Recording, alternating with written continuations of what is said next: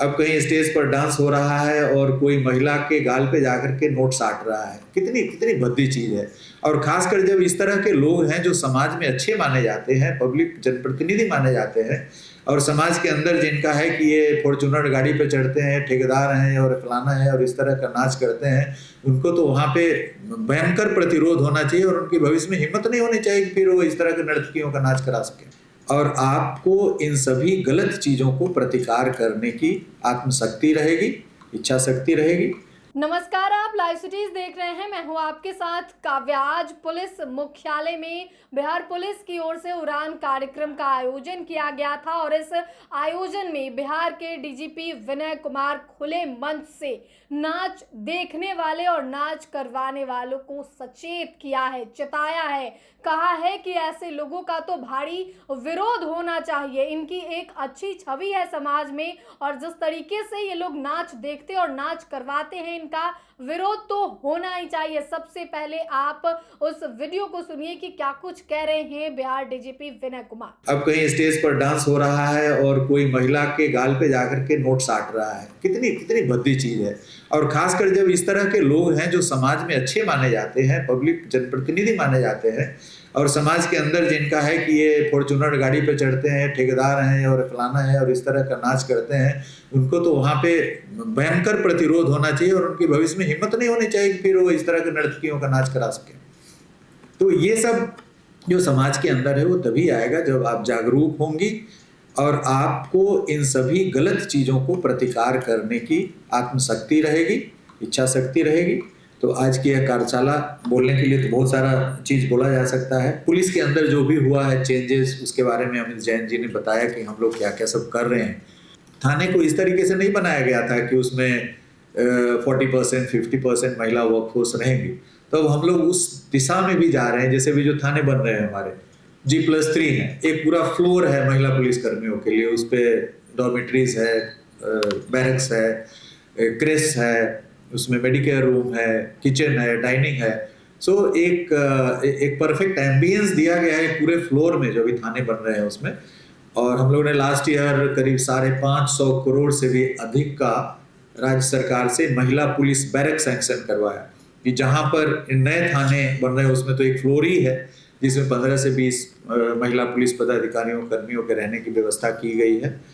हर पंचायत का जो पंचायत समिति मेंबर, जिला परिषद सदस्य, भारी संख्या में पंचायती राज व्यवस्था में हमारी महिलाएं अपनी भागीदारी निभा रही हैं।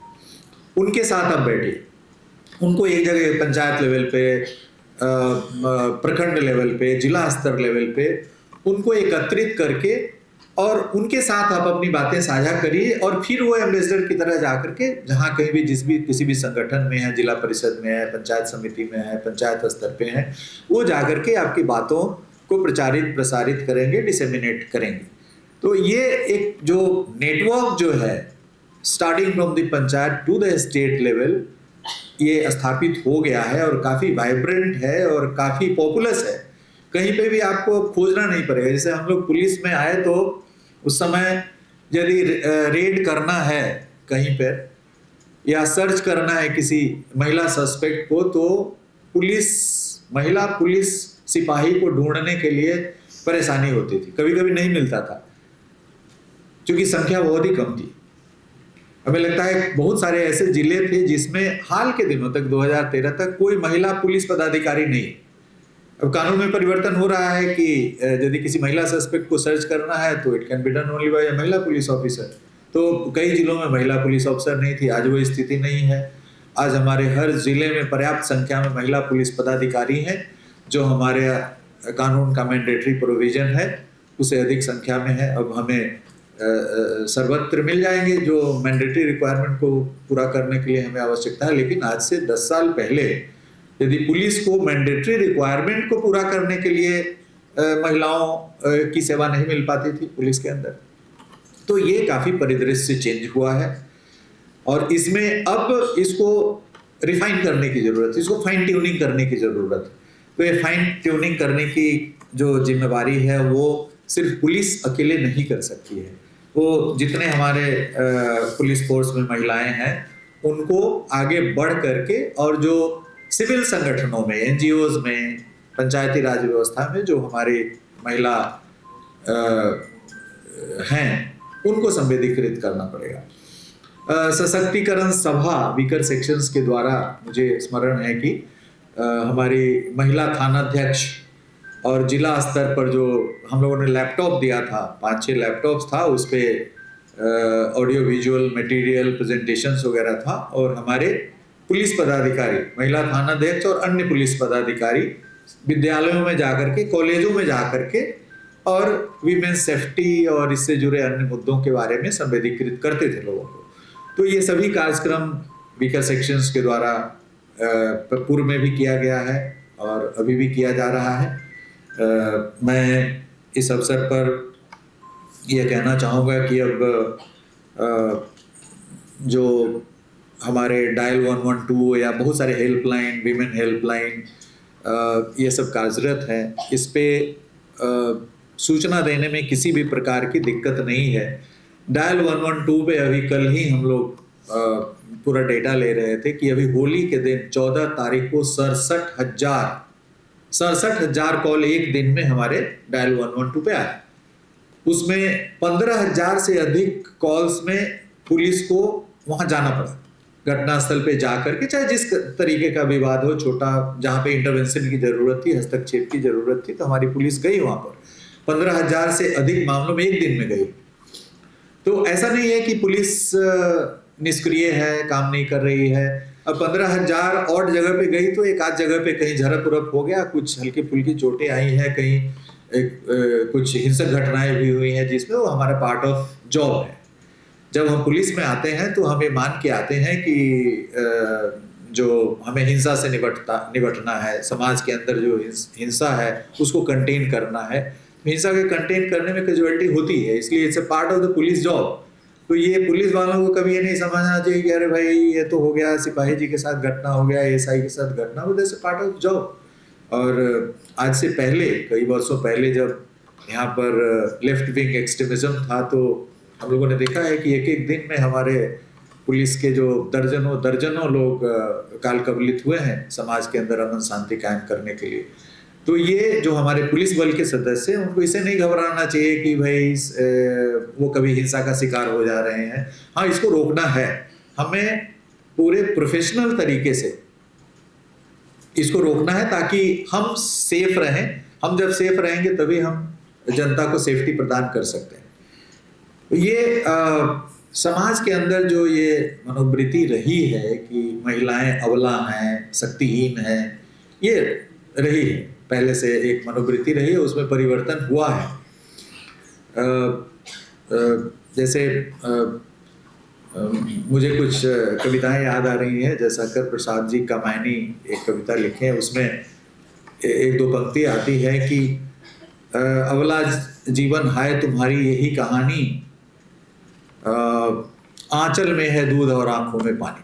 तो ये आंचल में दूध मतलब जो हमारी महिलाएं हैं, हमारी माताएं हैं, बहनें हैं, उनकी एक बहुत बड़ी जिम्मेवारी है। हमारे जो अगली पीढ़ी है उसको वो सिंचित करती हैं, विकसित करती हैं, उसको तैयार करती हैं।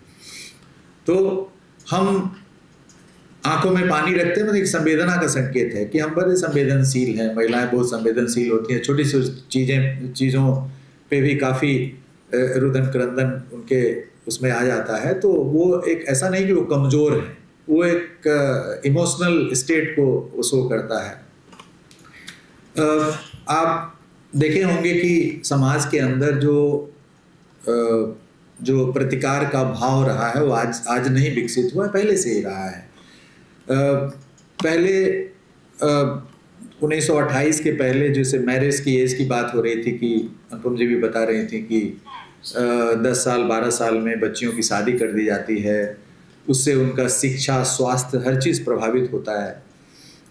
1928 के पहले मैरिज का एज भी फिक्स नहीं था। सबसे पहली बार शारदा एक्ट लाया गया 1928 में, जिसमें minimum age of marriage fix करा गया। और मिनिमम एज ऑफ मैरिज जो अभी है वो नहीं था, वो 12 साल था। उसके बाद से फिर बढ़ा तो अभी जो 18-21 जो भी है अभी है। तो 12 साल के पहले, जैसे उन दिनों आज से 100 साल पहले यदि आप देखेंगे तो 7 साल 8 साल में शादियां हो जाती थी। तो ये समाज काफ़ी आगे बढ़ा है। आज के डेट में जो पढ़ी लिखी लड़कियां हैं वो हमें लगता है कि वो 25 के पहले तो सोचती ही नहीं कि हम मैरिज करेंगे। जो पहले अपना फाइनेंशियल इंडिपेंडेंस इंश्योर करती हैं, अपनी शिक्षा इंश्योर करती हैं कि हम जितनी शिक्षा हमको प्राप्त करनी है वो शिक्षा पहले प्राप्त कर लें, उसके बाद प्रोफेशनल डिग्री प्राप्त करें, फाइनेंशियल इंडिपेंडेंस हम अपने को इंश्योर करें सो दैट हमें किसी पर निर्भर नहीं करना पड़े। तो आज परिदृश्य बदला है, इसमें इसको और सुधार की आवश्यकता है। जो ग्रामीण क्षेत्रों में हमारी बेटियां हैं, महिलाएं हैं, उनको और सशक्त बनाने की ज़रूरत है। और जो विद्रूपता समाज में है, जो अश्लीलता है, उसके खिलाफ मुहिम छेड़ना है। आज के कार्यशाला का यही उद्देश्य है कि जो हमारे समाज के अंदर है।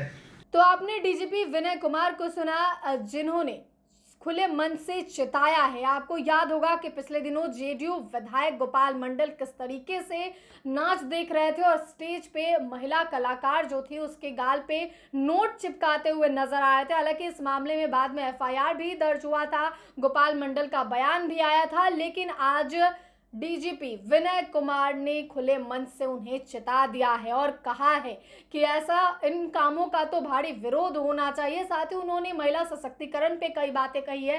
किस तरीके से उन्होंने कहा है कि महिलाओं का सुरक्षा और सम्मान जो है वो प्राथमिकता है, महिला कितना आगे बढ़ी है, इन तमाम बातों को डीजीपी कहते हुए नजर आए हैं। लेकिन साथ ही जेडीयू विधायक गोपाल मंडल को उन्होंने चिताया है, बिना नाम लिए कहा है कि कई बार देखा जाता है कि नाच के दौरान कुछ लोग गाल पे नोट चिपकाते हैं, उसका तो वहीं पे विरोध होना चाहिए। आपने वीडियो में देखा है। तो फिलहाल के लिए इतना ही। साथ ही चैनल को सब्सक्राइब करें, फेसबुक पेज को लाइक करें। वीडियो देखने के लिए आपका धन्यवाद।